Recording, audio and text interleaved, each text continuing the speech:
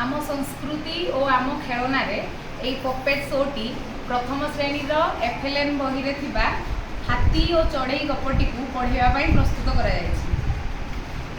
गपटी यहीपरी गोटे जंगल रे गोटे हाथी बुलुथिला। हाथी पाखरे गोटे बड़ गछ थिला। से गछरे चढ़ईटीए बसा करी रहुथिला। हाथीटी टिके मंद स्वभावर थिला। से कौन करुथिला ना से गछरे जाई घसी होउथिला।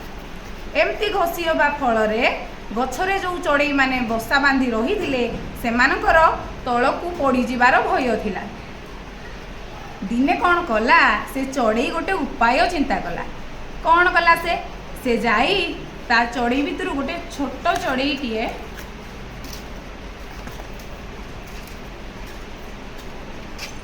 हाथी कान भितर आसी पशिगला।